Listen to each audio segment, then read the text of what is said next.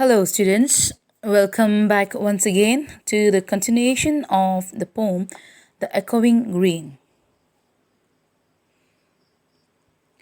Second stanza recital.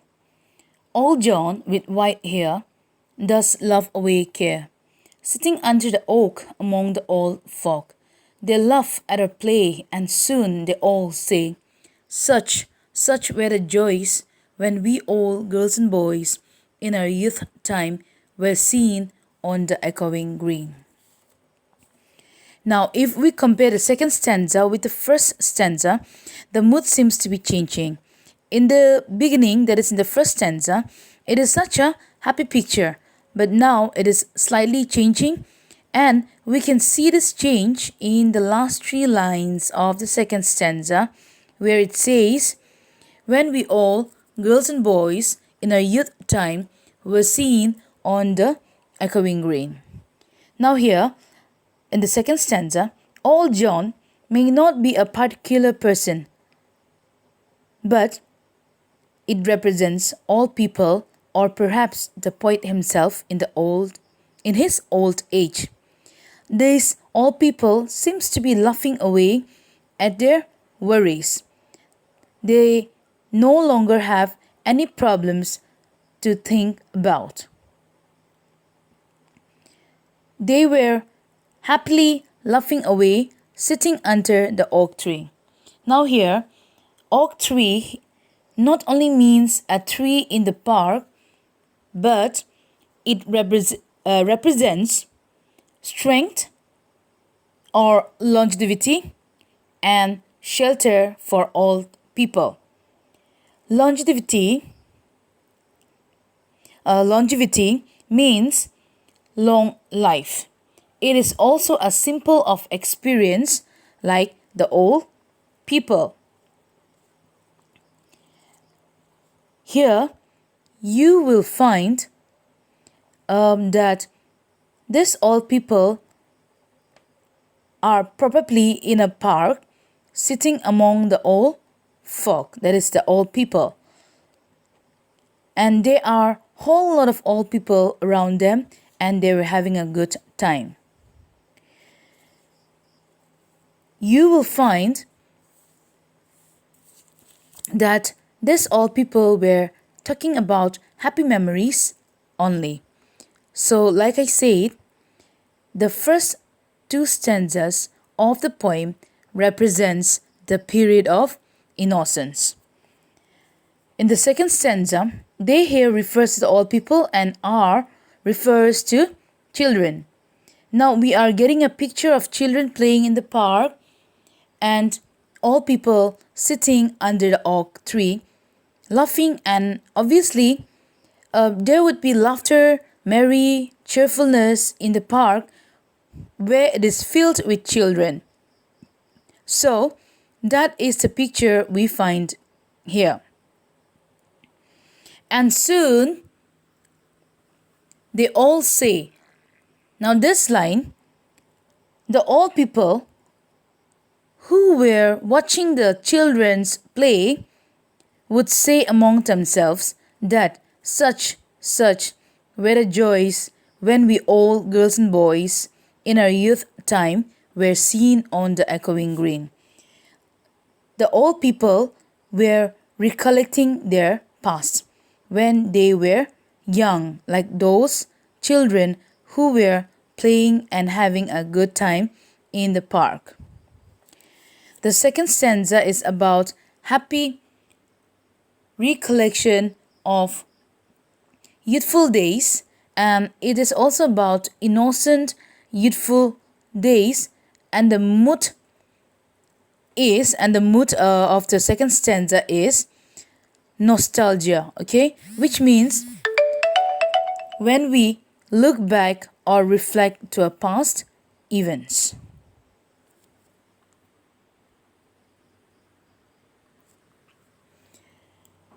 Now, third stanza recital. Till the little ones weary, no more can be merry. The sun does descend, and our sports have an end. Round the laps of their mothers, many sisters and brothers, like birds in their nest, are ready for rest, and spots no more seen on the darkening green. Now, in the third stanza, the whole mood is changing now. We will find it how that happens. Okay. In the previous stanza, in the previous two stanzas, we see the children happily running around, playing, and now in the third stanza, they are tired. They cannot go on playing anymore because they are very tired now. It is already evening time. Remember, in the first stanza, we are talking about morning, and now we are talking about evening time, that is sunset. In other words, the third stanza says that everything has an end. Okay, everything comes to an end. Their day's events are already over, and now they are ready to go to sleep. They are sitting around their mother's lap, and this gives us a picture of little birds who are ready to go to sleep. Now, with all of this picture, we can see that the poet is trying to create a picture where he is trying to give a message to us that everything has a beginning and also an end, which is the central theme, the central idea of the poem. Okay. Likewise, even children are tired of the game. They are ready to go to sleep. Even nature is ready to rest. The children are ready to take rest now, and even nature, it was morning time, now it's evening time, so even nature is ready to rest. Their activities has come to an end, and it is already dark. So here in the final line talks differently. Okay, now here no more the repetition of the line on the echoing green can be seen. But here in the last final stanza, on the last line, we can see is the darkening green. It signifies that it is already evening time. So that is all about the poem. Well, students, so here the summary, the summary in short, the summary of the poem is all about celebration. It is about celebration of the arrival of spring season. It is also the celebration of life and nature.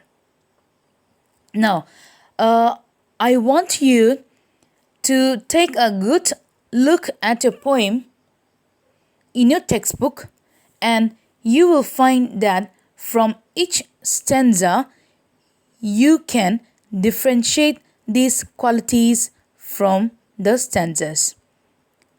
So in the poem, we can see the poet is giving us a picture of tree cycle. Okay, now let's see the cycle one by one. Now, cycle of day. Okay, so here we have the cycle of day in the picture. Even in the picture, the slide, you can see that we have picture of a morning, an afternoon, and an evening. Remember, in the first stanza, the poet is describing a picture of morning, and the second stanza, we can see that he is giving us a picture of afternoon, with those old people sitting under the oak tree, enjoying themselves, and so on. Now, in the third stanza, it is evening, so even the day has a cycle: morning, afternoon, and evening, and that is how the day's activities comes to an end. So even the day, it has a perfect cycle. Next is the cycle of season. Here also the poet has talked about the three cycle of season. That is, the poet talks about the cycle of season. In the first stanza, words like spring, birds singing, bells ringing signifies the arrival of spring. In the second stanza, we can see that he is giving us a picture of a hot summer day where all people and young children were enjoying in the park.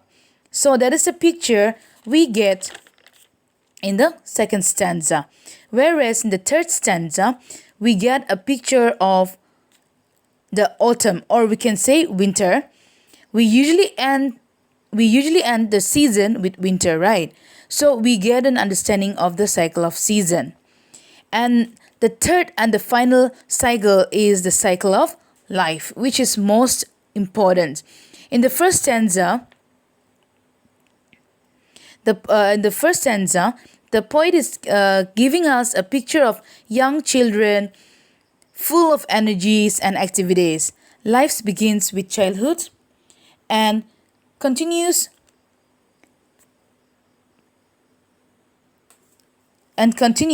to the youthful days, and finally we grow old as time goes by, and finally comes to old age. So that is the cycle of life, and that is what we are looking at. Now, on the outer part, the poem seems to be very simple one. The poem is divided into three stanzas, which can be compared with the cycle of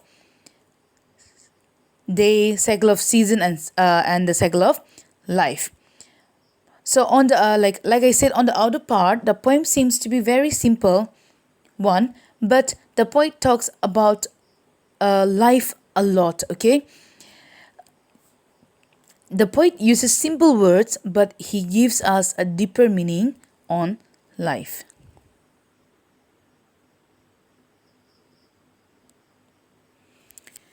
So here a quick recapitulation of the poem. It symbolizes that joys and vitality of the season, nature, or life always have an end. Our sports have an end. Everything has an end. The cycle of life has an end because it follows a cycle of birth and death. For instance, young children celebrating the joy of the world eventually grows old like old John, who sees and remembers his own youthful days. That is the cycle of life. We get this idea that even if it has an end, things get replaced with newer things, or in fact renewed or rebirth. So my students, I hope you are clear with the explanation of this poem. So that is all we have for today.